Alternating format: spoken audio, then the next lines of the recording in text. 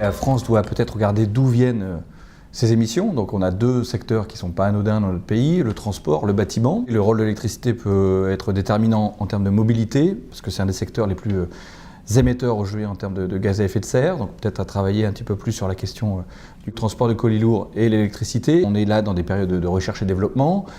Et il y a certainement aussi la question des bâtiments, et là l'électricité peut jouer un rôle conséquent, notamment dans le management de l'énergie. Donc voilà, combiné à des bâtiments soit neufs, très bien isolés, ou une rénovation performante, on voit très bien que là l'électricité permet une certaine flexibilité qui n'est pas anodine, et qui en tout cas permet aussi de réduire, c'est assez paradoxal, la consommation d'électricité. Je pense que c'est ça aussi le sujet. Dans le domaine du bâtiment, il faut qu'on apprenne à être beaucoup plus sobre, aussi bien dans le neuf que dans le bâti ancien, donc rénover, et surtout y mettre de la qualité. Donc ça, c'est quelque chose auquel nous, on prête une forte attention. Donc cette question de l'utilisation rationnelle et justement économe et sobre de l'énergie, qu'elle soit électrique ou autre. Mais l'énergie électrique a une capacité de flexibilité et de réaction qui n'est pas anodine, notamment dans la question des grands bâtiments tertiaires, du collectif. Voilà, donc on travaille sur ces sujets-là avec l'agence.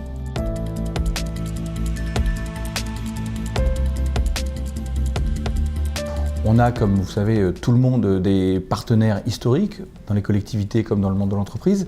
Et là, durant mon mandat, moi j'ai l'ambition en tout cas de faire des nouvelles rencontres, notamment en termes de collectivité. Il ne faut pas qu'il y ait de zone blanche de la transition écologique et énergétique dans notre pays.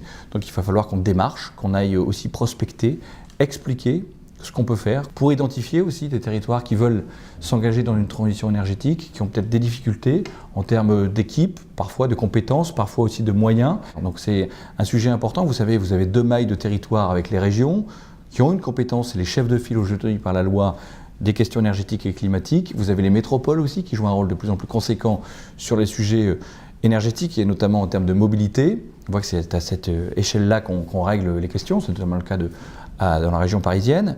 Donc voilà, donc nous on doit, l'ADEME, s'adapter à cette nouvelle donne administrative en termes de compétences et surtout aller vers des territoires qui ont plus de résistance et de difficultés à entrer dans cette nouvelle donne. Donc voilà, c'est le rôle de l'ADEME aussi d'aller tendre la main et de ramener tout le monde dans une transition énergétique et écologique qui est devenue aujourd'hui inéluctable.